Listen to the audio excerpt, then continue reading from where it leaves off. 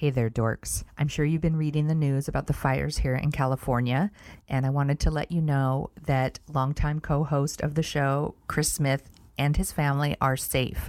However, they lost their home in the fires in Northern California. They have lost everything. I saw the photos. It's just a vacant lot now. It's absolutely heartbreaking and devastating. And while insurance will kick in eventually and help them rebuild, they really could use our support right now with immediate needs. So there is a GoFundMe page that you can donate to if you feel that you can.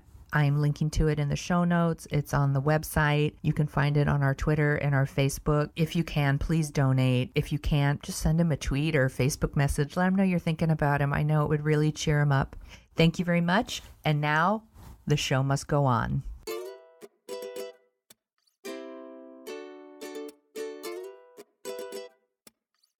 From SF Land, this is Dorking Out, a podcast for people who love to dork out about movies, TV, and everything pop culture.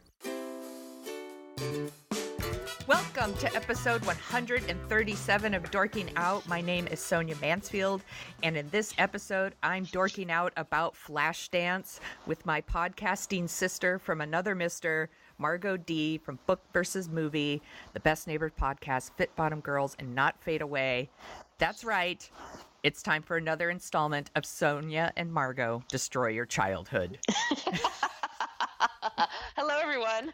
Are you wearing your ripped sweatshirt and leg warmers? I'm wearing yoga pants. Does that count?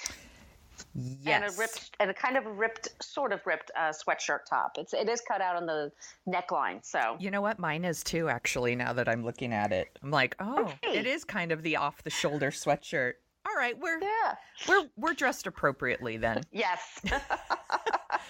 So we are going to talk about 1983's Flashdance and spoilers for Flashdance, you guys. Just heads up. So, Margo, what is your relationship with Flashdance? Did you see it in the theater? So Flashdance is, I am an old person. I'm just going to out myself as old now.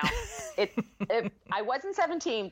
It was the first rated R movie I saw in a movie theater. Nice. My friend and I lied to our moms and said we were going to see Gandhi. And then we went, and we lasted 5 minutes, and then we snuck out, and then we went to see Flashdance.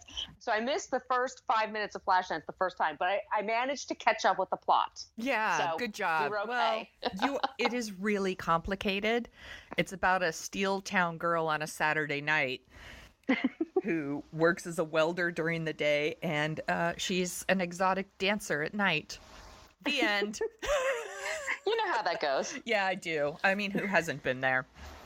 So this movie was directed by Adrian Lyne, who did like Fatal Attraction and stuff like that too. And it's the first movie produced by Don Simpson and Jerry Bruckheimer, who went on to make like some of the biggest movies of the 80s, like Beverly Hills Cop and Top Gun. And it stars... Die Hard? I think so, and Die Hard. I think they're Die Hard too. Yeah. They did loud movies. Yeah, very loud movies. It stars Jennifer Beals and Jennifer Beals' body double, and Michael Urie, also known as the poor man's Chris Sarandon, in my opinion. This movie, I saw it in the theater too. My mom, she didn't care about like, oh, it's rated R or what. She didn't care. She would just bring me if I wanted to see things. Like I remember going to see a double feature of Trading Places and Risky Business that same year. Like she just does not care. So we saw Flashdance, and like all girls that were like 12 years old, I super loved Flashdance. I thought it was like the best movie when I saw it. I left the movie theater dancing. Yeah. I don't know about you. Yeah. I had the soundtrack. I listened to it all the time. I had the sweatshirt. I had like purple leg warmers that I loved to wear. Like I was super, super into it, but I hadn't rewatched it in a long time. Nor had I. Yeah, this movie does not hold up. Just a little bit. Just a little bit. Guess what, you guys? This movie's fucking terrible. It's terrible. Okay, I did write down some things that were good about it. Okay, let's start with that. Some stuff. So I think let's start with this. If you're starting your drinking games, everybody, Jennifer Beals is adorable. She's adorable. Adorable. Sunny Johnson, R.I.P. Turns out she died a year later. That's so sad. Yeah, she's Jeannie, her friend that's the ice skater. Yes. She's adorable. Lila, she's adorable, the old lady that's her mentor. Yes. I mean, I think the music is really good. Yeah, the soundtrack is super great. It's super 80s. Super 80s, but I think some of those songs really do hold up. Yeah. And I think the dance sequences are exceptional. They are really, really good. I mean, Maureen Jahan is fantastic. I love Cynthia Rhodes in this movie. Oh, I forgot. Yes. She's good. I was like, why isn't she the star? Then you wouldn't need a body double. She's funny as shit. She's super funny. Good. She's an amazing dancer. She's beautiful. Like, why couldn't she be the... No offense to Jennifer Beals, but the body double thing in this movie is really distracting. Okay. I think Jennifer Beals is like in 20 minutes of this movie total. Right. I don't think she's riding that bike anywhere in that movie. That's somebody else riding that bike. That she doesn't do any of the dance sequences. No. I think any of the now that I know how movies are made, I think she's in none of the pickup shots. I think she's just in a few close-ups, and she's once again beautiful. Yes. And her clothes are great. Yes. She looks fantastic in everything. She's in like two scenes. She's in the scene where she takes her bra off under her sweatshirt and he looks at her like she's performing the most amazing magic trick. I remember as a kid thinking that was awesome. As an adult. And then the scene in the restaurant where like she's wearing a tux and then takes the tux jacket off and she's basically naked underneath except for like the tie and the little what's the dicky, I guess. The little dicky thing, like a suit, like it's a tux. Yes. And she's just giving him the F me eyes as she's like slurping lobsters it's so, down her so Jesus Christ. And she's trying to like sexily eat lobster. And I'm like, and I hate it when movies do things like that. I'm like, is she so insecure that she doesn't realize you're just gorgeous? You don't have to do anything. Right. And he would be completely enthralled with you. Like, you don't have to ham it up this much. But this is a Bruckheimer film. These are not, Joe Esterhaus is a writer on this movie. This is not written with feminists in mind. No. We have a very strong-ish lead female character, but this is not about feminism at all. She's 18. I actually think watching that's a this movie, thing. I was like, she's 18. He's probably late 30s. He's 36. He's her boss. Yes. And I was like, oh, this movie is filled with so many HR violations. Yeah, she's like literally twice his age. And I said, why does Alex have to be 18? Why can't she be 22? Why can't she be at least a college graduate or something like that? Yeah. 21. I don't get it. And then her parents died and she took all their money and bought a loft. Is that what happened? I don't know. Because they never explain it. She lives in like a gigantic loft. A huge like warehouse, probably a former sweatshop. And it's done up nicely. Yeah. But she's supposedly poor. But she has this big dog that dog grunt. That dog needs to be walked like 12 times a day. Right. There is no way you just leave a dog like that indoors all the time. And it's the lighting in there is incredible. She has a great wardrobe. Every time she does a new dance sequence, she's got a full-on hair makeup wardrobe thing going on. Yeah. So she's broke? Yeah, what? Supposedly. I don't get it. Let's talk about the dance numbers. Let's talk about Maudie's bar. Would you go to Maudie's bar? I kind of would, actually. I might too, actually. No, because it's not like it's exotic dancing, but there's no nudity, or it's just 90s. It's 80s, 90s nudity. But the dancing is great. Yeah. Like when she does Manhunt, when Cynthia Rhodes does that Manhunt thing, when she flips over the wall, that's fantastic. But they just have these crazy production values for this like working class bar where they're all drinking like Schlitz or something. Like they're all just like Pittsburgh. They just got off like work at the steel mill. Let's go down and watch some like avant-garde dancing, you guys. Come on, it'll be super fun. She won't show her boobs, but we'll see great flipping. It really provokes this feeling in me of, I'm sure they all really want to explore their feelings. And, well, it's really about the political environment. Don't you see? It's not really about the stripping. It's such an odd place, and then it's total blue collar kind of bar, and then they have comics, and the dancers are exceptional. Yes. But the only comic they can get is Richie, and all he can do is tell Polish jokes. Oh my god, all of his jokes are terrible, but I think we're supposed to think he's funny, right? I don't know. I'm not quite sure. I mean, all his jokes are super racist.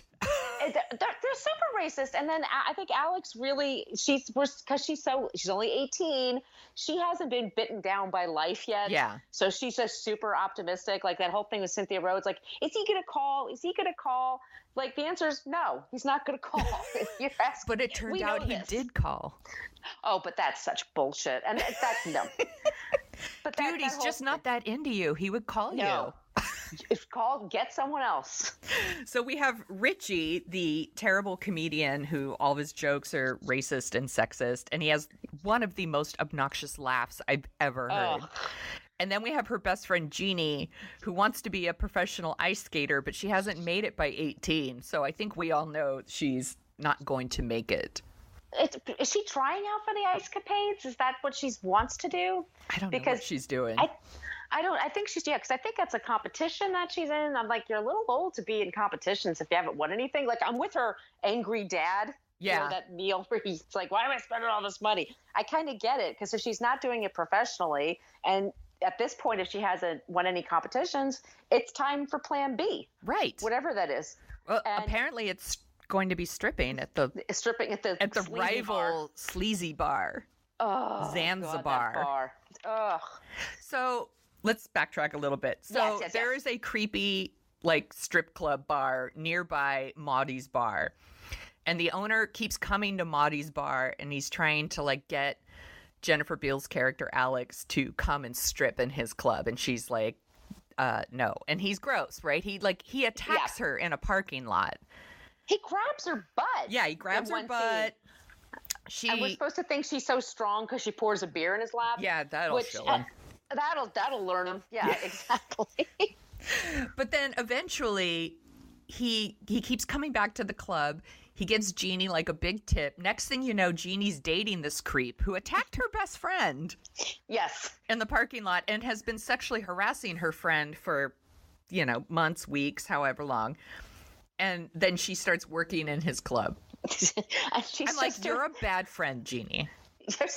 Jeannie's a mess. Jeannie needs a lot of help. She's a hot mess. And she's just laying on the floor. Yeah, kicking her heels what up in the air. Is she doing? She's not working it. No, she's got her legs kind of crossed too, like she's not showing them anything really. She's just laying there, I don't know what she's doing. It's not really a dance move, that's for sure. The saddest thing trivia I heard was Sunny Johnson is the actress, and she died a year after this movie came out. She had a brain aneurysm, and when you get one of those, you just kind of go quickly.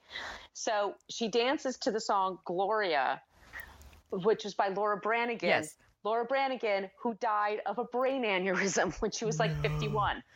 Okay. Look, it's just the song is cursed. That's all. Yes. So nobody used Gloria for anything. Yeah, nobody. Yeah, just steer clear of Gloria. The song is not worth it. I mean, it's a good song, but it's not really worth it. Don't risk your life, you guys. It's not worth it.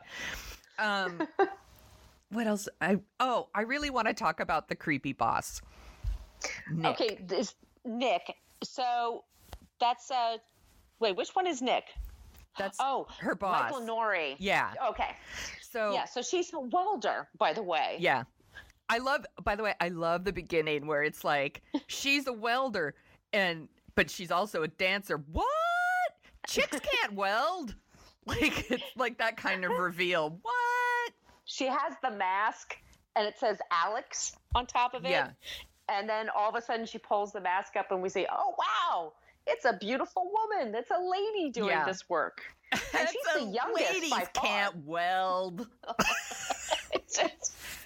And she's the youngest by far, right? For sure. She's 18 and working as a welder.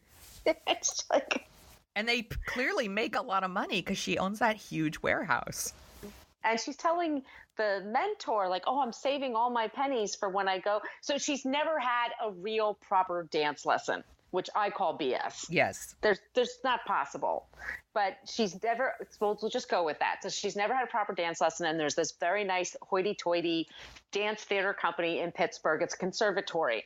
And, you know, she shows up and she wants to sign up, and she's in, of course, her whole gear, you know, with the boots and the big coat and everything, and everybody stares at her, and like, of course they're staring at you. You look weird compared to everybody else. Just grab the goddamn form and leave. Yeah. You know, it's not a big deal, but she just has like a meltdown about it. She runs out of there crying. Oh yeah, she has like no coping skills. No. None. Like, None. I'm like, just take the application and go on your way. But instead it's like, I'll never be a dancer, and like runs off like crying. And you know, who shows up to, like, basically that's what she would wear to like a job interview. It's like, Exactly. It's not welding. You know, it's not welding. Why did you show up in your goddamn work boots and your like Ed Hardy wear or whatever it is she's wearing? Like, I don't change into another outfit, run in, grab the application, you on your lunch hour, run out and change. Yeah. Why did you have to? Yeah. Well, and at one point she also thinks Nick is cheating on her, and she like rides her bike to his house because she's 18 and throws a brick through his window or whatever. You're like, you're an asshole, and like, and I think, doesn't she like hit his car at one point too? Like she goes crazy. Yeah, she like hits him at one point too, and I was like, Nick clearly is like, I like drama. He's into it. So this is the thing. So he's her boss. He's twice her age, and he sees her on the job, and then he goes to this bar, and what do you know? She's also a dancer at the bar that you're visiting that night. And so and that's a very iconic scene. It's with the water dropping and all that. It's a cool dance sequence. Oh, for sure. It's great. And then he like approaches her, and they're doing this flirting kind of thing. She goes, well, you know what? You're my boss. And then he says, guess what? You're fired. Now I'm picking you up tomorrow. Like, ha, ha, ha. Ha, I'm sexually harassing you. What a feeling. Power dynamics. Being Let's just harassed go for by it. my boss. Like, it's so awful. And he's such a jerk, I think. He's a total creep show. So he asks her out. She says no. He shows up at the bar again, like follows her, basically sits in the parking lot and waits for her to come out, and then like comes to her rescue when like creep show other strip club owner attacks her, because that will make her strip at your place. If you attack her, she'll totally want to work for you. And then when he's like, let me give you a ride home, and she's like, no, that's cool, I've got a ride, and she rides her bike home, and then he follows her home like a goddamn psycho. And then like I think at that point that's when he's like, you're fired, I'll pick you up tomorrow at 8. Go ahead. And and by the way, so he shows up on the site. They're not hiding this from anybody. No. That he's dating her. They're having a relationship, and none of the guys give her a hard time about this. No. Really? No, I mean, and when they get into a fight and then they make up and everyone's like, yay! Clapping and applauding. The 36-year-old and the 18-year-old are back together. True love. It's so sweet. You know they break up like 5 seconds after this movie ends. Of course. And then so he has an ex-wife, and I love her outfit. It's very 80s with the fur thing, the fur trim hat. I was like, my mom wore stuff like that. What is she wearing? Like, did she just come in from the snow, or I don't know what she's wearing. It's like a very dynasty looking kind of thing. Very dynasty. But Alex gets really jealous because she sees that they're at the same event. It's like the ballet. So that's when, like you said, she rides her bike. She's always riding that 10 speed. Mm-hmm. Like she rides her 10 speed. There was a big through the window. Like, and no one calls the cops. There's no security. And then he just like, he confronts her about it. And then he says, that's my ex. She's like, oh, sorry about that. You know? Yeah. Whoops. My bad. What is your well, here, let me ask this. You know a little something about working out. Yes. What are your thoughts on Alex's big workout to maniac and then hydrating with a Diet Pepsi afterwards? I find this a very strange sequence of events. So she gets up early, rides her bike all the way to the job. Let's say it's a couple of miles away. She works all day on her feet, right? She rides the bike, comes home, takes a full shower, watches the news for like 10 minutes, has a soda, and then she puts on a leotard and then works out really hard for 2 hours. Yes. And then does she take another shower again? And what is it, like 11 o'clock now? Like, it's just like, I don't understand the timing of all this. And also running in place like that, like her arches are going to fall. Right. There's the high intent. Dancers have terrible feet. They really they're so hard themselves. Yeah. I mean, I used to sell shoes when I was in college, and dancers' feet were just the worst to look at. They just, ugh. But I mean, it's an exciting sequence. The whole maniac part. I mean, it's that's great. But I just think of the sequence, like, because for me, once I've come home and if I've already taken a shower and I'm having dinner and I had a soda, I'm not working out all over again. Once you take your bra off under your sweatshirt, oh, we're done. Yeah, you're done for the night, right? Uh-huh. Yeah, I'm not into it. One of the other things I wanted to point out was the big fight. One of the many big fights that Alex and Nick have in this movie is she gets pissed at him for helping her get the audition at the ballet school. And I'm like, bitch, you weren't going to get that call. You should say thank you. You know what? She has not a goddamn bit of experience. The whole thing they say, tell us where you took your classes. Right. Where did you go to school? Where have you performed? What troops have you been in? She's got nothing. Right. Come down to Maudie's bar and watch me dump water on myself. Yeah. Of course she's going to need, if he's got it. And by the way, you have to go in there and get it. They're not just going to pick you because you showed up. I mean, you have to still get that. But yeah, you need a leg up on the competition because you're disadvantaged. Like, let him help you. I mean, maybe he should have told her. Okay. Right. But so what? I'm like, this is what everybody does. This is what LinkedIn does. This is what life is. We ask our friends, do you know someone at blank? Yes. I want to work there. You don't stop your car in the middle of the tunnel then walk out in traffic. Yeah, he's done a million things wrong in this movie because he's a creepy asshole, but this wasn't one of them. No. And this is like the big fight in the movie. And she's so mad. Like, she takes this wardrobe she has, which is fantastic, but where does she get these clothes? But she's got this nice expensive outfit and nice shoes, and this is just a shame. Like, she's throwing those shoes away, that she should be slapped for that. But she throws that at him and then just walks directly into traffic. Like, no one's screaming at her. Just like, what was your plan? And she walked home from there? Really? Maybe she stole someone's bike. That bike, I am telling you, Jennifer Beals did not ride that bike for a second. No. I don't buy it. No, you're right. She's in like 5 minutes of this movie. Yes. That's it. What's your favorite song on the soundtrack? I like Manhunt. Me too, of course. I love that scene. Yeah. I think Cynthia is amazing. I think she's an awesome dancer. I think she's great in the movie. I liked that. And then there's that weird thing. It's My Imagination. Is that what it's called? But it's when they have the strobe lights kind of going, and she's got the black and white outfit. Like, I think that was cool. But of course, yes, at Mobby's, yes. Yeah, it's just another one, though, where I'm like, what? Where do they get this money? For these huge seizures in the audience. Yeah, right? And these huge sets. And it's also another dance number where they barely hide that it's a double. Yes. Like, they put her in this, like, really white face makeup, and they think that, we can't tell that it's not someone else. I have to say also with this movie, this movie honestly has so many filler scenes. Like, it's really maybe an hour. Well, the whole maniac thing is like, yes, the movie is like, it's a music video movie. It totally is. And there's some scenes where they're like, it leads nowhere. It doesn't add to the story at all. But I think they had to just get 90 minutes. So yeah, they just threw it in there. The whole workout sequence is really dumb. Yeah. I hate those. Oh, the workout sequence. I don't know how to do, a barbell thing. Like, Yes. what? Hand weights? What are those? That's a bicep curl. This movie is like 90 minutes of a montage from another movie.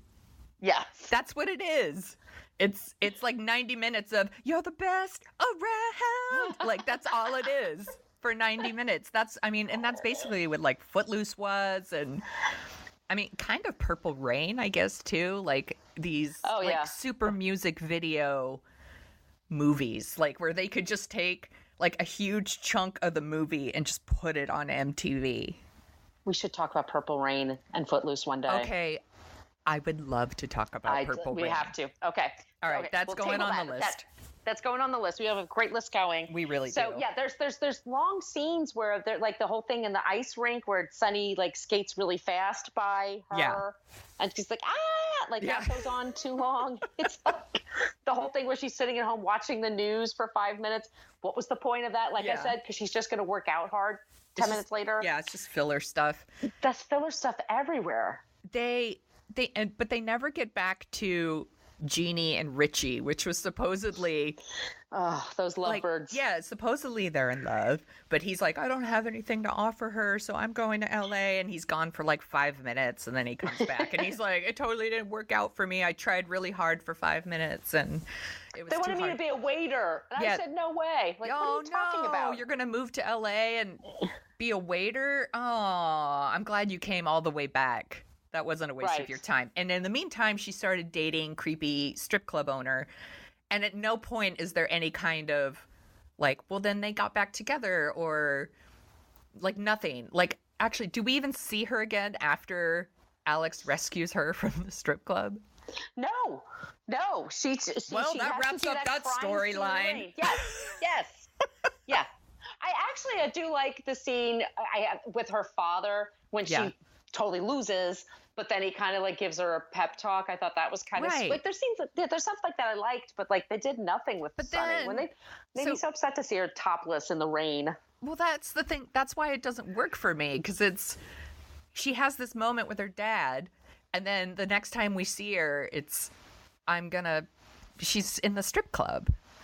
Like she couldn't do anything else? Right. Did you try anything else? Did you go to a temp agency? Anything else. You could go to a temp agency. You could try that. You just like immediately go to stripping. You live at home. It's not like you need the money so bad. Yes. I think she just wants to be a stripper. Those tips must be great. Yeah, well, that's the girls who just sit in the round and like keep their legs crossed and swing their feet back and forth. She swings her feet back and forth, just kind of leaning back on her elbows. She could be like thinking about anything. Yeah, so much money. I know that's my favorite stripper. And then they have the African American woman who's just her sole job is to say honky. Right? That's. Ay. I'm glad I'm not a honky. Look at you, honkies. Paycheck, please. Like, that's it. Oh my god. Oh my god. Have you actually ever been in a strip club before? Yes, this is true story. I went to Scores in New York, which is kind of it's not around anymore. It was kind of famous in the 90s and early aughts. And it was for a book party, and it was for Sydney Biddle Barrows, the Mayflower Madam. Okay, yeah. It was my friend was working on her book. And so she decided to have it at Scores. I swear to God, this is true. And so my friends and I go, and she was saying to all her highbrow friends, like, hey, do you want a lap dance? I'm paying. It's a hoot. And all these Upper East Side women are getting lap dances from these women with gigantic breasts. You walk in there and it was just breast. Yeah. That's like all that was the whole point. I bet the strippers were actually probably really stoked. I think they like it when women come in. Oh yeah, because we're not going to be weird, right? We're not going to. It's in good fun. Yeah, we don't have like busy hands and. Yeah, I was with some guy friends and we all went to Vegas, and two of them brought their girlfriends, and the girlfriends were like, "We're gonna go to like Cirque du Soleil," and I was like, "How much is that?" And they're like, "The tickets are $100." And at the time, I was working as a reporter, and I was making like $200 a week. No joke. My God. And I was like, oh my God, that's like half my check. And I was like, well, what are you guys doing? And they're like, we're going to a strip club. You could probably get in for free. And I'm like, sweet, I'm going to do that. So I went I went to the strip club with them, and I really just sat there and drank beer. But every stripper there wanted to dance for me so bad. Yeah. Like, I was like the most popular person in that club. They were like, hey, nerdy girl with the glasses, you want to lap dance? I'm like, that's cool. No thanks. You know, I'm like, you know, you're doing a good job, ladies. You know, like, super polite. Like, here's 20. Yeah. You know, and I like went to use it for your college fund, please. Tell me there's a college fund. Please, Dynasty, tell me you're going to college. I went to the restroom, and it was basically also their dressing room. And they were all in there, like, doing coke and stuff. And I was like, I just need to use the bathroom. And they were like, that's fine. You know, it's right over there. And I was like, cool, thanks. So I'm, like, using it, come out, wash my hands. And they're like, do you want some hand lotion? And I was like, of course I do. So I left, like, smelling like a stripper. And they were all doing coke. And they were like, do you want some? And I was like, no, I'm good. Like, thanks, though. Like, total. Just, I'm such a goober. Like, everywhere. They just didn't know what to think about me, I think. You're not threatening. I'm really not threatening at all. And I look like a librarian. I look like Janie from Ghostbusters, basically, walked into a strip club. Exactly, but you're not as temperamental. I think you seem a lot more pleasant. No, I am pretty pleasant, if I don't say so myself. Yeah, no, I think I would too. If I were a stripper, I saw you, I'd be like, oh wow, a nice person. Not she only can objectify me. No, I could go dance for her, and she'll help me with my resume. Yes. Like, let me put that in a Google Doc for you, and I'll totally format it, and it'll look really nice. You're gonna get a really good job over at Mobby's bar. That bar just drives me crazy. Like, what is the cover charge? And those dancers, like, those sets are off the chain, right? And the they all have water like thing got in the audience. Amazing wardrobes. Yes. I don't know. I would go there though. I would totally go there in a second. I don't believe that place really exists. A place like that, but maybe I'm wrong. Maybe a listener can chime in and tell me I'm wrong, and that a place like this really exists. Well, supposedly, I read this, and it was way too long. It was a BuzzFeed article, and every once in a while, BuzzFeed has an article. It's either like 500 words or 500,000 words. You know, they kind of and it's one of the 500,000 words, but they interviewed a woman who was an exotic dancer in Toronto, and that was her life story. Like, she worked at a construction site in the daytime, and then she danced at this place at night. And I think she only had to take her top off, and that was it. Wasn't full on stripping. Right. But she sold her story for like $1,000 or something. Oh man. Oh yeah. And it's the saddest thing you've ever heard in your life. And somebody like took a bunch of pictures of her, and she had long dark hair, very curly. You could kind of see the Jennifer Beals kind of influence, but she never got a penny for it. And yeah, it's just, don't read it. It's sad. No, I think I'm going to skip it. Also, I'm going to sell my story for a lot more than $1,000.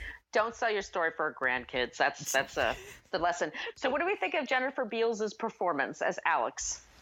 I actually think she's pretty good. Yeah, me too. In the like 5 minutes that, she's on screen. The 20 minutes she's in the movie. I think she's pretty good. Like, everybody drink. She's very adorable. I mean, she's clearly like a movie star. She's, the camera loves her. I think she's very sweet. Like, like you were saying, the whole, like, I hope he calls. Maybe he's not going to call. And, and she's like, well, why wouldn't he? Of course he's going to call. Like, of course he's going to call. Like, she comes across as very sweet, like, as a good friend. Yes. She's clearly a shitty girlfriend, but she's a good friend. But she kind of, like you said, she doesn't have any coping skills. Like the second, all of a sudden, like at the very end, like she's mad at him for like, putting her list on the name for the auditions, which is all he did. Yeah. How dare you help me achieve my dreams? You're the worst. He didn't pay anybody off. Like he called in a favor, which is what humans do and what you should be grateful for. But she completely has a meltdown. She's walking around the rain with this trench coat. She's smoking, she's just skulking about everywhere. She's smoking, and he's like, you're too young to smoke. You're too young to smoke. Now get in my bed. And is he supposed to be her first lover? Because she says to the priest that she's been thinking about sex lately. Right. But she takes to it like a duck to water. I mean, clearly. Yeah, clearly. I know. Their age difference is kind of, when they filmed the movie, he was 36. Yeah. She was like 22, but still like 36 and 18 with the character. That's a big difference. And the movie, of course, has one of those great things that I love about 80s movies. It ends on a freeze frame of like them together, like they're the greatest love story of our time. Like, that was it's like and freeze frame, and I will always love you. Like, it's a terrible ending. She hands him the rose. Yeah. Like, this one's for you too, mister. And the dog. But you know what? I love dogs, so I'm happy to see Grunt. I'm happy to see Grunt at the end. Yeah, I mean, it's a total 80s ending. And I'm glad they kind of just sort of just runs to his arms, boom, the movie's over. Because it would have been silly if they dragged it on.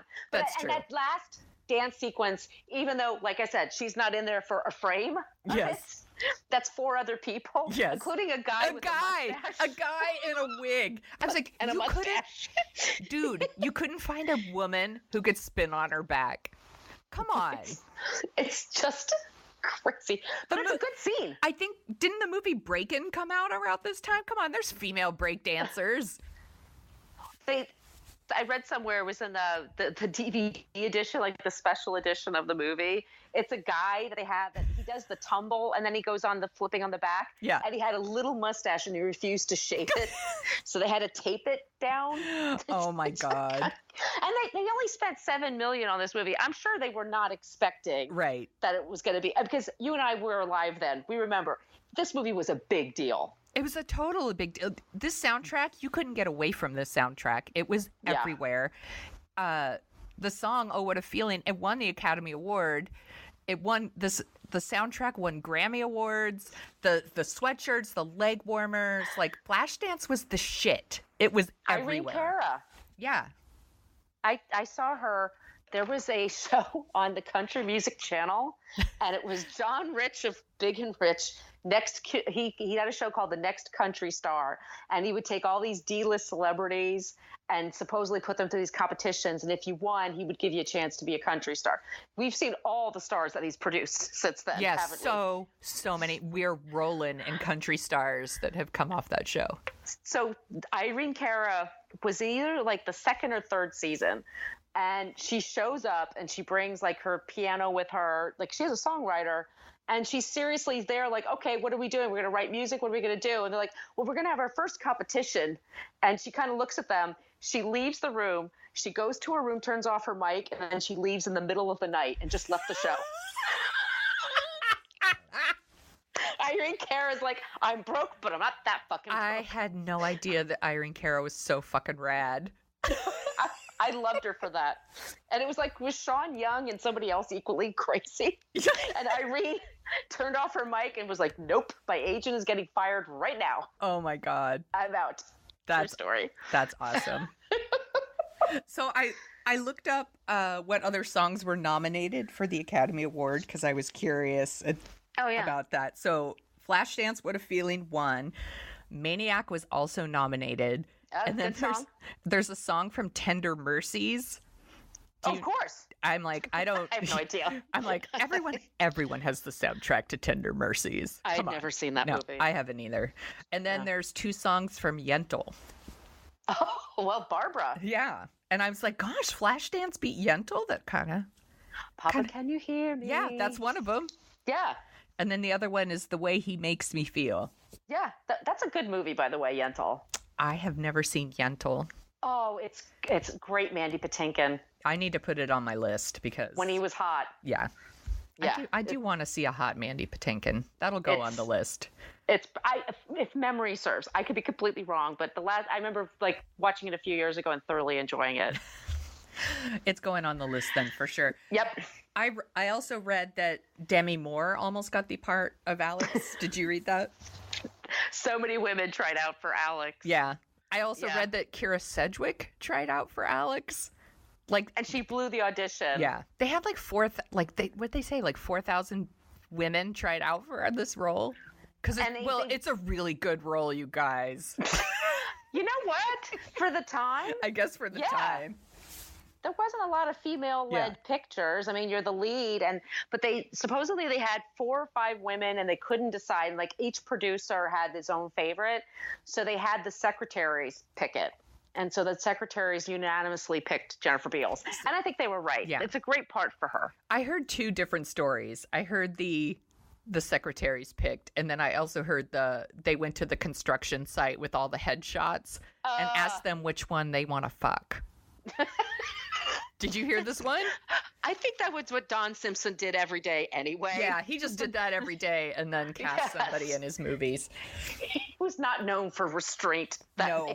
No, he wasn't. That does not shock me. So I also read that Kevin Costner almost got the part of Nick.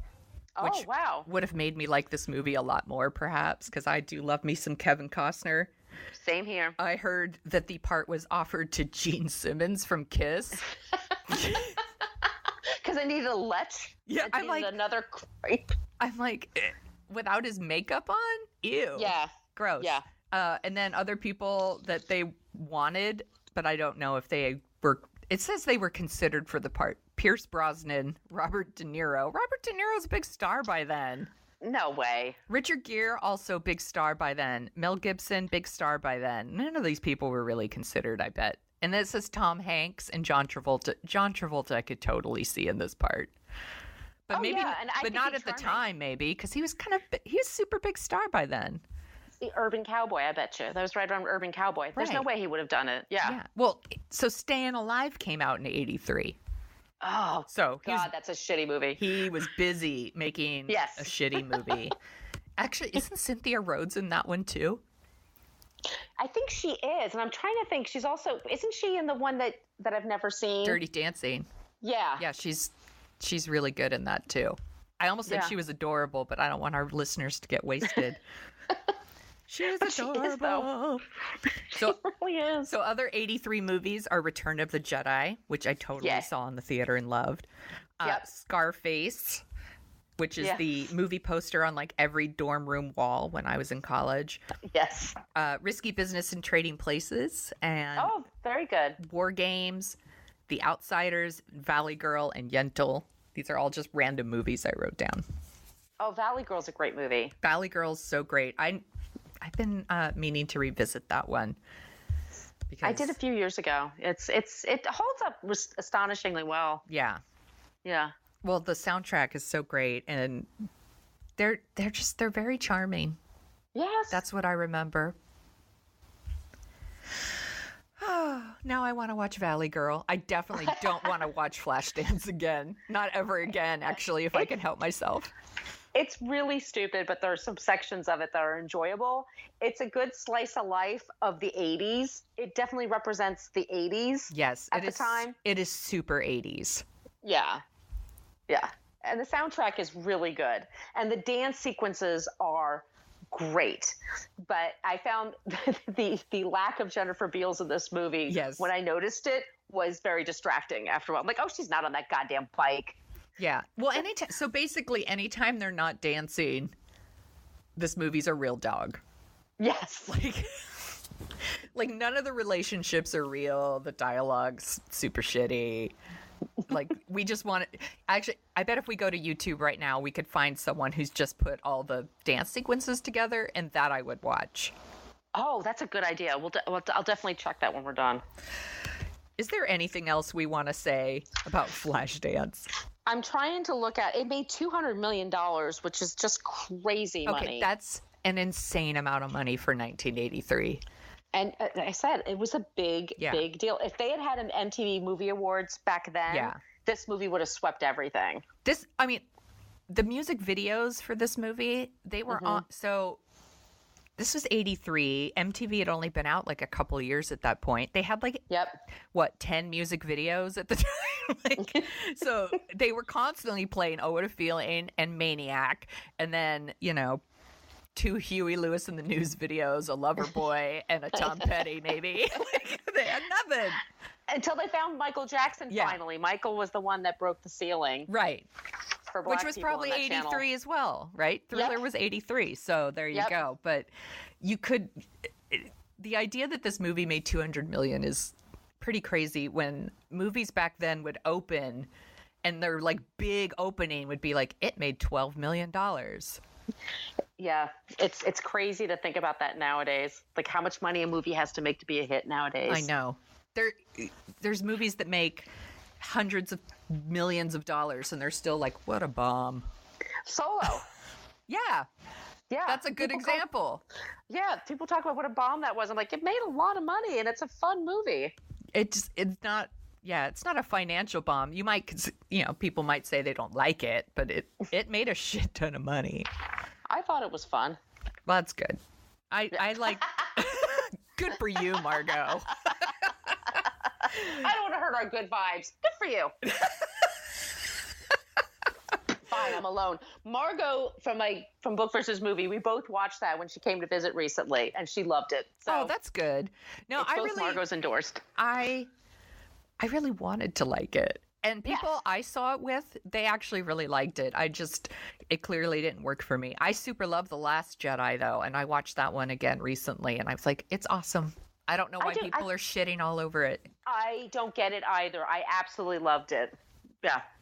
But we don't need to talk about The Last Jedi. We're talking about Flashdance. What a feeling. I'm trying to think if there's anything else, and I think I've hit everything. I think so, too. And that's all I want to think about with Flashdance. I'm going to try to put this out of my mind. But the truth is, I'm totally going to listen to the soundtrack after this. I'm going to look on YouTube and see if they have all the dance sequences. That's on a there, 'cause great that is a good idea. I'm going to find it, too. And if I can find it, I'll put it in the blog post for this so that people can just watch that. Yeah. So where can people find you on the internet, Margo?